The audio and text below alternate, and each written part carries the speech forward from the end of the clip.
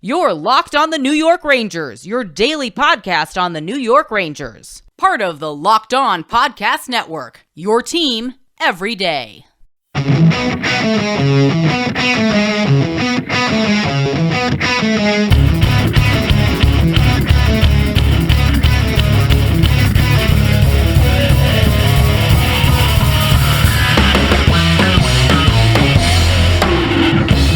Welcome back, Blue Shirts fans, to episode number 592 of the Locked On New York Rangers podcast. I'm your host, John Chick. Just want to thank you guys for making Locked On New York Rangers your first listen every day. We are free and available on all platforms. That song you're hearing right now is, of course, Leave the Lights On from our good friends in Passafire. You can check those guys out anywhere you get your music, and there's no way to sugarcoat this one, and really no other way to say it. The Rangers turned in just an absolutely dreadful performance in Pittsburgh in Game 4. You know, it's funny because usually when the Rangers lose, even if it's a bad loss and, you know, kind of lopsided and they lose a game like 5-1 in the regular season or whatever it might be, I'm pretty big on saying, well, you know, there's still one or two positives that we can take out of this game and, you know, kind of build on that going forward. With a game like this, I'm struggling to see really any positives of any kind. I suppose, you know, off the top of my head here, I would probably say that the kid line continues to look wise beyond its years. They've been the best line for the Rangers pretty much through the entire 4 games here. Those guys look very assertive, very determined to keep the play alive in the attacking zone, very good on the forecheck, and it paid off when Alexis Lafreniere opened the scoring in this game here to give the Rangers an early 1-0 lead, but that's about where the good news stops for the New York Rangers. After that, just a complete disaster, and I think we got to talk about Igor Shesterkin right off, you know, at the start of the show here. He obviously was not good. He obviously does not have his A game over these last 2 games in Pittsburgh here. He's been pulled out of both of them. But I would say that the bigger problem here is the fact that the Rangers' team defense has just completely evaporated. And that's been a area around the Rangers where they've gotten a lot better as the season continued. You know, it was a big-time problem early in the season. They basically just, in October, were relying on Igor Shesterkin to be in God mode. That was the only way that the Rangers could win games. And in more cases than not, he delivered, and Igor would steal game after game after game for the Rangers early in the season, and, you know, obviously was lifting the team up, and now, you know, he has not been able to get back into Igor God mode, basically, and you see the result. The Rangers have been so bad defensively in front of him.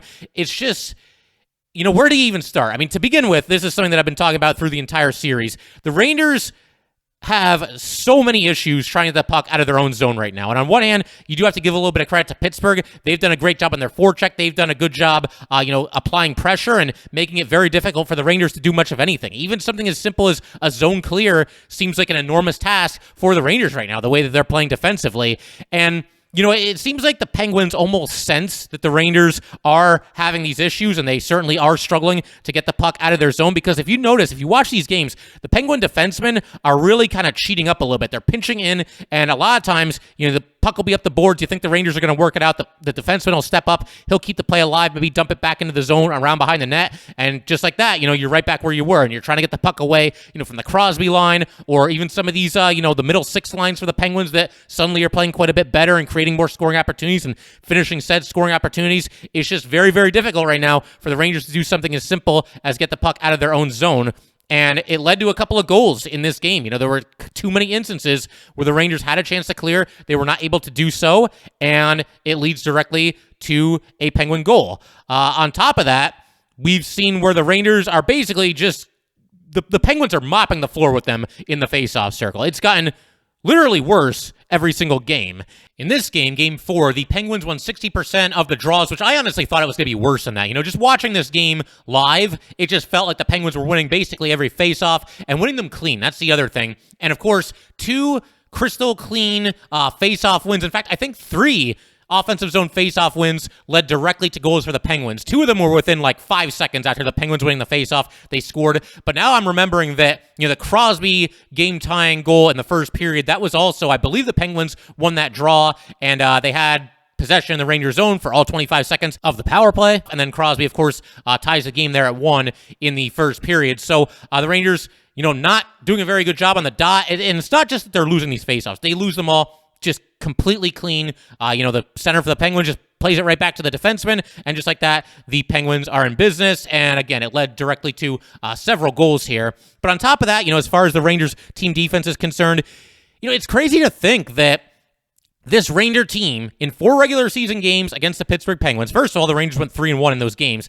Secondly, though, and more importantly, as far as what we're talking about here, the Rangers allowed just 4 total goals in those 4 games. And they did that by, just playing strong overall team defense, taking the body, frustrating the Penguins to basically no end. I mean, look at the second period last night. The Penguins scored 5 goals in the second period. This Penguins scored more goals in one period in Game 4 last night than they did in 4 total matchups in the regular season against the New York Rangers. That is just a mind-blowing stat, but honestly not really that surprising when you look at the quality of defense that the Rangers are playing in this game. There are too many players on the Rangers right now, and Gerard Gallant said this after the game. He basically called it a soft performance. He broke out the dreaded S word to call out his team for how they played in this game, and I think it was completely warranted. I think Gallant, after Game 3, he was a little bit more positive, like the fact that the Rangers came back in that one, and I think Gallant, a couple people were critical of how he presented himself in Game 3, after the Rangers had lost that game. I actually kind of liked it. He was painting a positive picture, choosing to look at the good things that the Rangers did in that game, and also just kind of conveying the message that I'm not ready to panic. I still believe in my team. But after this one, this was just downright coyote ugly by the New York Rangers, and he certainly had to call out his team, and we'll see how they respond. It seems like, for the most part this season, Gallant has pushed the right buttons as it pertains to, the way that he's motivated this team, the way that he's, put the lineup together. He's done a couple of, line combination things that a couple fans have pointed to and, questioned, but then it always seems to work out. So he, I think, absolutely had to call out his team after this one. And as for Igor Shesterkin, obviously, look, he has not had his A game in these 2 games in Pittsburgh. I thought he was absolutely fantastic in the 2 games in New York, but I don't think there's a goalie in hockey, maybe in hockey history, especially the game last night. Game 3, maybe if Igor has his A game, the Rangers maybe could have stolen that one from the Penguins. He didn't have his A games, and Igor got pulled out of that game after the first period. This game last night against the Penguins, yeah, Igor wasn't good. I don't know that there's a goalie in this league, or maybe even in hockey history, that could have won this game against a talented team like the Penguins, and getting as little help as Igor Shesterkin got from basically the opening faceoff right until he got pulled out of the game in the second intermission. And as far as the decision to pull Igor Shesterkin out of this game, we did a crossover episode with Hunter Hodes of Locked On Penguins after Game 3. It's always a great time talking some hockey with Hunter. And we both were talking about, the decision by Gallant to take Igor Shesterkin out of Game 3 after just the one bad first period. And I think both of us were on the same page there that maybe they should have left him in. I realized it was obviously a rough period for Igor, but given the fact that he had just a tremendous season and the fact that he is the likely Vezina winner, I thought, and I think Hunter agreed with me, that Igor deserved a chance to try to right the ship going forward in that game. And he wasn't able to get that opportunity. Alex Georgiev came in, played very well in relief. The lone exception, of course, being the soft goal that he allowed to the Penguins in the third period of Game 3 that gave them the 5-4 lead. And, of course, they went on to add a couple of empty netters as well. In this game, though, I don't have any issue with the Rangers pulling out Igor Shesterkin. And it's just crazy to think that this is where we've gotten. I'm sitting here 4 games into a playoff series against a team that the Rangers basically owned in the regular season, that Igor Shesterkin basically owned in the regular season, and I'm comparing the decision to pull Igor Shesterkin out of Game 3 against the decision to pull Igor Shesterkin out of Game 4. I never in a million years would have guessed that I'd be sitting here talking about something like that, but facts are facts. This is where we're at right now. And in Game 4, I had no issue with Gallant taking Igor Shesterkin out of the game between the second and third period. At that point, it's 6-2 Penguins.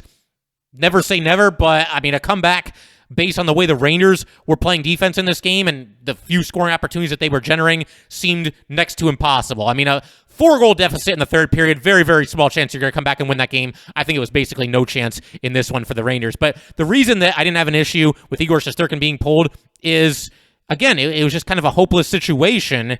And unlike Game 3, where he was taken out after the first period, the Rangers still had a chance to come back in that game, and they did come back in that game. They tied the game at 4 in the second period. They weren't coming back in this one, and I think it's better just to get him out of there, allow him a chance to hopefully mentally regroup and be the Igor Shesterkin that we all know and love for Game 5, because they're going to need him. I mean, the way the Rangers are playing defense right now, and you hope that certainly they can tighten things up a little bit. I mean, they almost have to play a better defensive game in Game 5 than they did in this one last night, because it was just abysmal. But again, you just hope that he's back to being the game-stealing, show-stealing kind of goalie that he's been this entire season. He's just been tremendous up until basically these last two games here. And one other thing that I got to mention here, as it pertains to the Rangers and their effort or lack of effort in this game, And I'll get to that in just a second, actually. I'm going to say my thoughts on that in just a second. We're going to talk about it, a big-time issue that I have with how the Rangers played in this game and the lack of support they gave to Igor Shesterkin. We will get to that in just a second. But first, I just want to let everybody know that today's episode of Locked On New York Rangers is brought to you by BetOnline.net. Our partners at BetOnline continue to be the number one source for all your betting needs and sports info. Find all of the latest odds, news, and sports developments, including this year's basketball playoffs, Major League Baseball scores, fights, and even next season's NFL futures. BetOnline is your continued source for all your sporting wagering information, from live betting to playoffs, esports, and more. Head to the website today or use your mobile device to learn more about the trends and action. BetOnline, where the game starts. All right, just want to thank you guys, as always, for making Locked On New York Rangers your first listen every day. We are free and available on all platforms. So like I was talking about just a second ago, the other big issue that I have with the Rangers, we can talk about the ability to clear the puck out of your zone, and we could talk about defensive structure, and we could talk about, just getting killed in the faceoff circle, all the X's and O's and things like that. Hockey is still a game of willpower and imposing your will on your opponents, which is something that the Rangers did very, very well throughout basically the entire regular season, and certainly against this Pittsburgh Penguins squad. But last night, where was the fight? Where was the fire? Where was the anger? Think about what happened at the end of Game 2. The Rangers turn in a gutsy effort. They're down 1-0 in this series. The Penguins have just a furious charge in Game 2. The Rangers are able to hold them off. At the start of the third period, Igor Shesterkin was absolutely fantastic. The Rangers had a 3-2 lead in Game 2 at the beginning of the third. The Penguins came out flying in the third period, and Igor held them at bay and preserved the lead. And then, of course, the Rangers built on the lead later in the game. But how did that game end? That game ended with Jeff Carter crashing into Igor Shesterkin, knee to knee. And I'm not even going to get into whose fault it was and any of that stuff all over again, because that's kind of beside the point for what I'm about to talk about here. Where is the anger from this New York Ranger team after your goalie twice in Game 2 got taken down? Because it wasn't just the Carter play. There was a play also in the first period where Evan Rodriguez, Igor was behind the Ranger net. Evan Rodriguez made contact with him, and Igor fell to the ice there. So where's the fire? There's almost just no intensity coming from the New York Rangers in this game. And I realize you can't turn Game 3 and or Game 4 into, a never-ending quest for revenge against Jeff Carter. I realize that. Your season is on the line. This is the playoffs. There's things that are more important than, getting your pound of flesh. But you would still think that this team overall would be fired up, and maybe Jeff Carter is a little bit of a marked man in Game 3 and in Game 4. And I'm not saying to, go up to him and cross-check him in the throat or take out his knee or anything like that. No garbage like that. But, at the very least, how are you not, pushing and shoving this guy after a play stoppage or something? There's just no resistance by the New York Rangers right now. They were just flat, basically, in a game that they absolutely needed to have. And this is a team that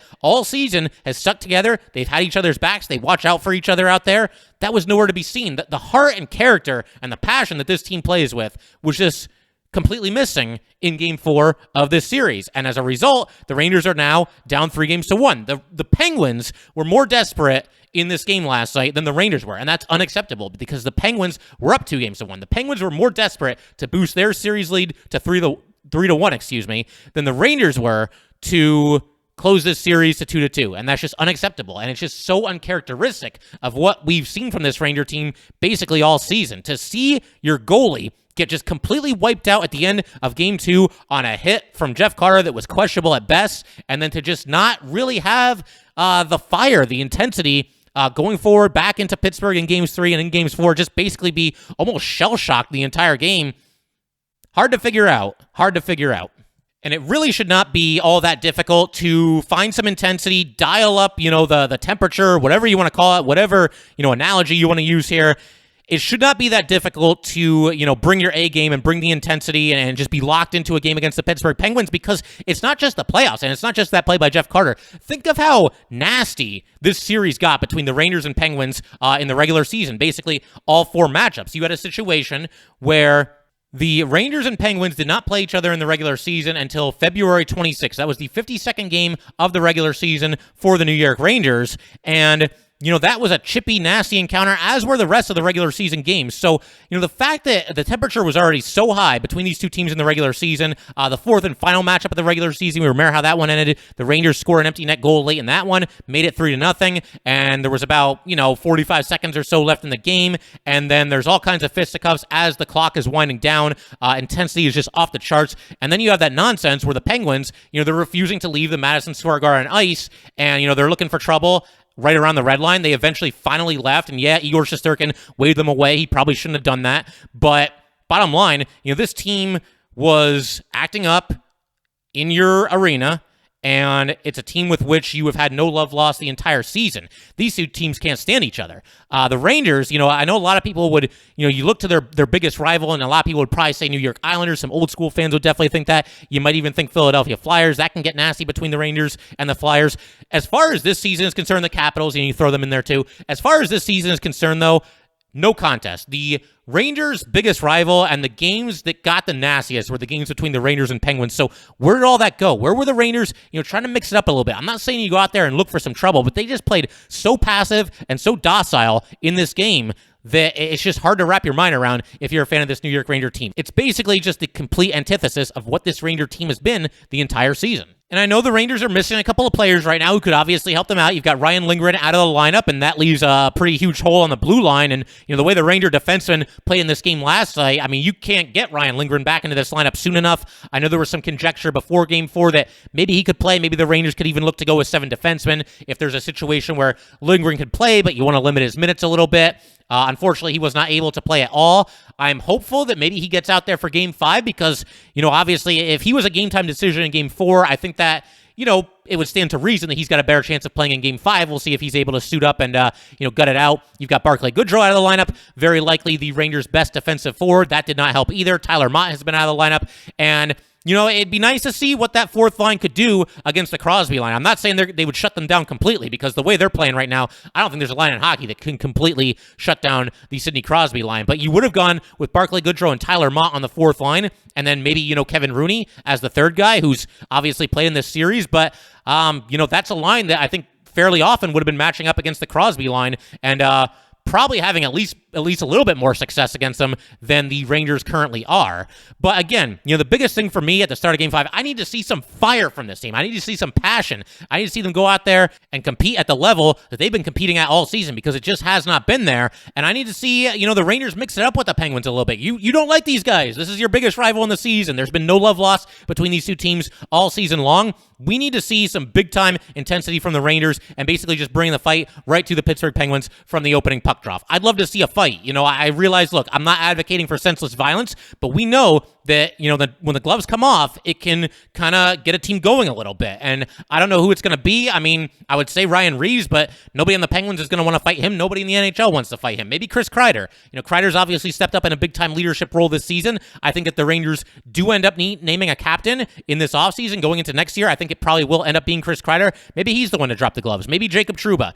Somebody has to do something to just send a message that, we're not going down like this because this is a long offseason. If the Rangers go out there in Game 5 at home in Madison Square Garden, no less, and they have another performance like the one that they had really in either of these two games in Pittsburgh. Game 3, there were at least a couple of positives. It's nice to see them come back a little bit. Game 4 was just a complete disaster. If you have another performance like that and you lose this game by a score of 6-1, 7-2, whatever it might be, that is just a miserable way to end what was an absolutely fantastic season. And like I said, be a very, very long off season for the New York Rangers as well. We're going to keep talking about this. I got to call out some of the Rangers superstars as well because, it's not just the defensive deficiencies.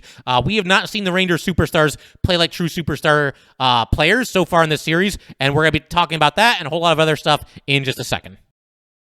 All right, so I mentioned a second ago that, I need to call out some of the Rangers star players, and, that includes all the usual suspects. Obviously, Igor Shesterkin has not had his A game. We've already talked about that and how certainly he didn't have any help whatsoever in Game 3 or Game 4. Hopefully, it's better in Game 5, and hopefully he can get back to, being at the top of his game and at least giving the Rangers a chance to extend this series. But beyond that, you got guys like Artemi Panarin, Chris Kreider, Mika Zibanejad, Ryan Strome, Adam Fox for sure, Jacob Trouba. I don't think any of these guys really has their A game right now, and that's a lot of star players that are not playing up to the best of their abilities. And, with guys like Panarin and Kreider and Mika, we'll start with them because they're, the top 3 forwards on the Rangers. It's not like all of them have been completely invisible in this series and they've done absolutely nothing to help the Rangers. They've all gotten a couple of points here and there. But when you guys watch these games, and again, we're now 4 games into this series, has there really been a time throughout this quartet of games here where we've seen Artemi Panarin,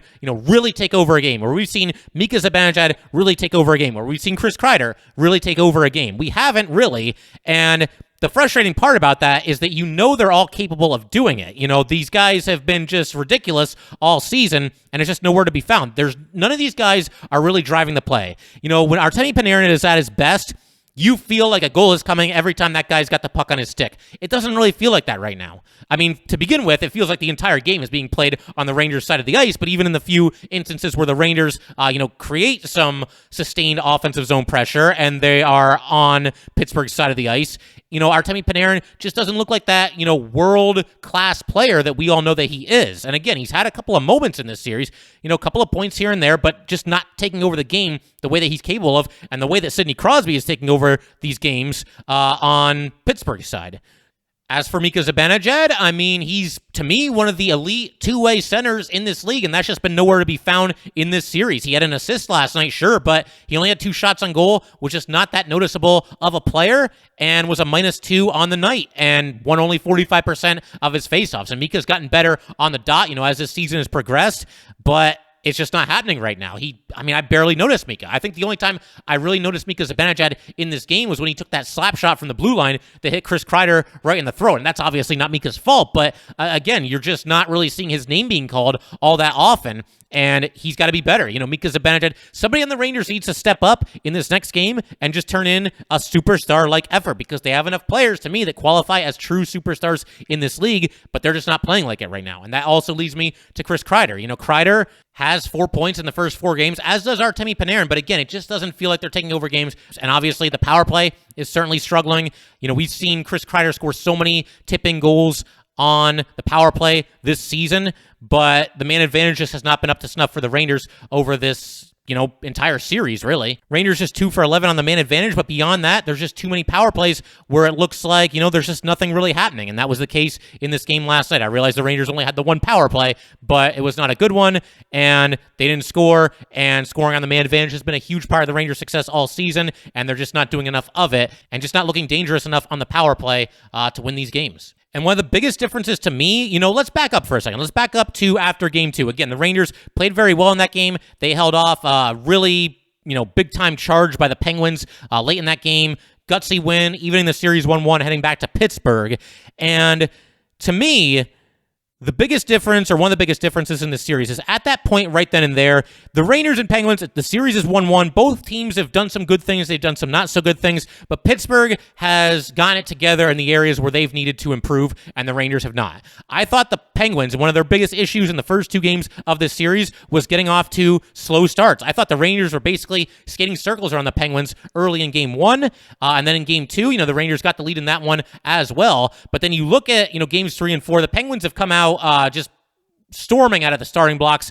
Game 3, they took a 4-1 lead basically before you could blink. They were up 4-1 after the first period ended, knocked Igor Shesterkin out of the game. Then in game 4, I realized they gave up the first goal of the game. Alexis Lafreniere scored to give the Rangers an early 1-0 lead, but the Penguins were playing strong hockey. They had tied the score by the end of the first period. It was 1-1 heading into the first break, and you almost could feel that the dam was about to break. And in fact, I even tweeted out after the first intermission, I said something along the lines of, I'm glad that the period ended there, because the Rangers were really back on their heels in the final 2 to 3 minutes of the first period. So it was a good time for the clock to run out, go into the locker room, regroup, and come back out here. But what happens in the second period?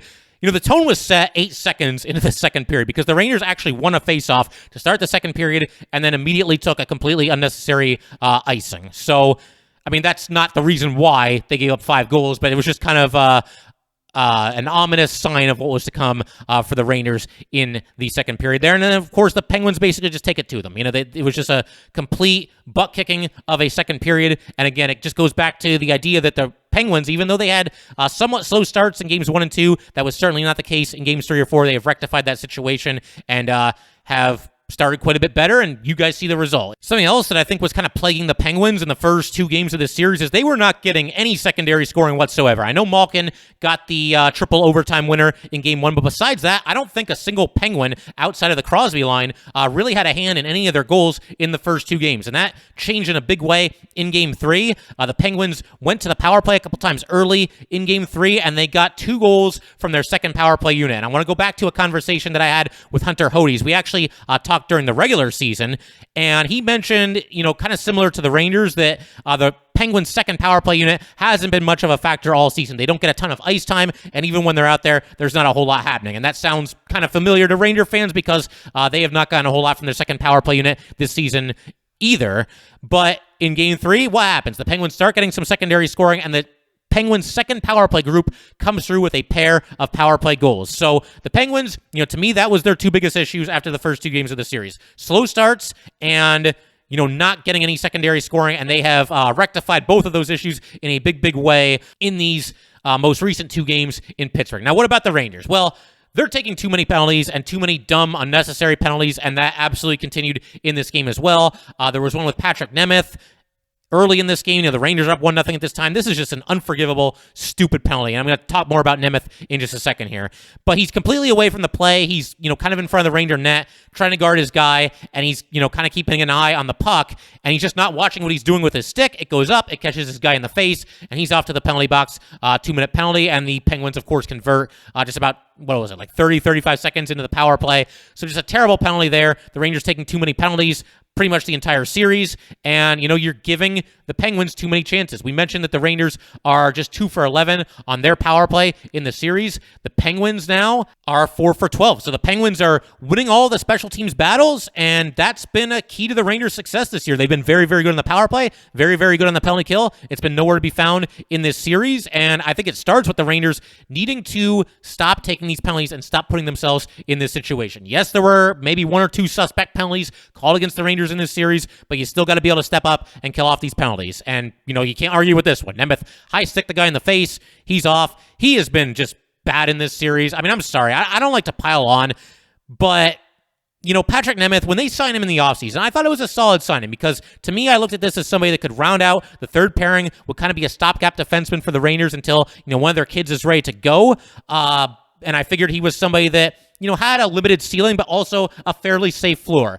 Well, we now realize that his ceiling is basically mediocrity. Patrick Nemeth, at his absolute best, is a painfully average NHL defenseman. At his absolute worst, he's a disaster, and he's been a disaster in both of these most recent 2 games as well. And forget about going with 7 defensemen in the next game if Ryan Lindgren is able to suit up. I say put Ryan Lindgren back in there, leave Justin Braun in the lineup, put Braun with Braden Schneider. Obviously, you put Lindgren back with Adam Fox, and put Patrick Nemeth in the press box because he has done absolutely nothing to help the Rangers in this series, and he's done quite a bit to hurt them. And it's not all on him. Like we said, the Rangers play terrible team defense, but it's hard not to notice just how much he's struggling to keep up with the play and how many penalties he's taken. He's now taken 4 penalties in this series. So he's got to be a healthy scratch in the next game if Ryan Lindgren is available.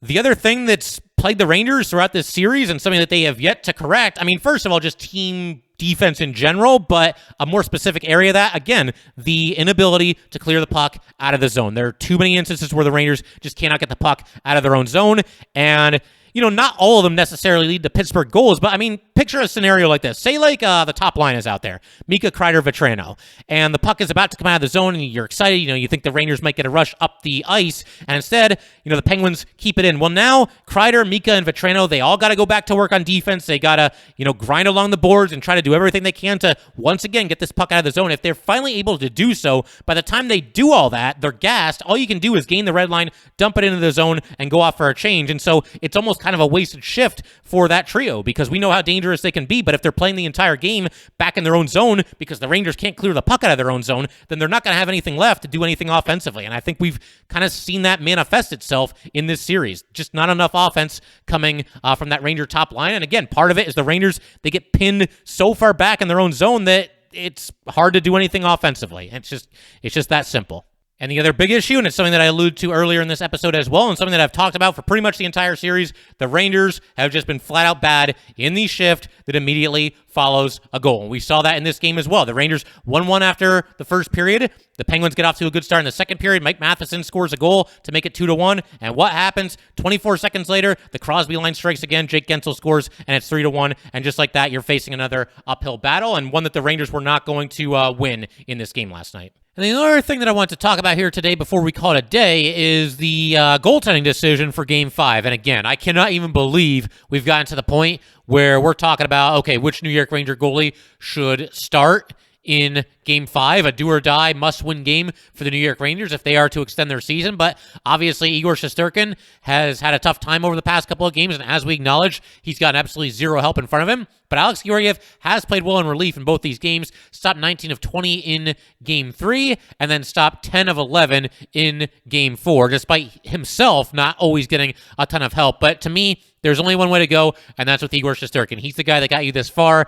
I think there's a better chance, if the Rangers are going to crawl out of this 3-1 hole, I just think there's a better chance that the guy that's probably going to win the Vezina this season has a better chance of leading you out of that deficit than Alex Georgiev, who has, obviously been a backup goalie for the Rangers, really for the entirety of his NHL career. And I know Georgie has made some nice saves in these last couple of games, but to me, despite Igor's struggles, his ceiling is much, much higher than Alex Georgiev's. You know that at some point, if the Rangers are going to somehow come back from 3-1 down, sooner or later, the goalie is going to have to steal at least one of these games. And to me, Igor Shesterkin has a better chance of doing that than Alex Georgiev. So I'll go with Igor. We're going to talk about that a little bit more in our next episode, dive a little bit more into the decision as far as which one of these goalies could and will start. I mean, we know who's going to start. Gerard Gallant has already announced that it will be Igor Shesterkin in Game 5, but I definitely want to talk a little bit more about that decision in our next episode. However, that will do it for today, guys. Once again, if you'd like to get in touch with this podcast, please send an email to lockedonnyrangers@gmail.com. Once again, that is lockedonnyrangers@gmail.com, and definitely give us a follow on Twitter as well at LO_NY_Rangers. Once again, that's at LO_NY_Rangers. Thanks again, guys. I'll see you next time. Thanks for making Locked On New York Rangers your first listen every day. Now make your second listen Locked On NHL. From first-round matchups to each Stanley Cup kiss, Locked On NHL covers the playoffs like no other. Hear the latest news and opinions from local experts every Monday through Friday. It is free and available wherever you get your podcasts.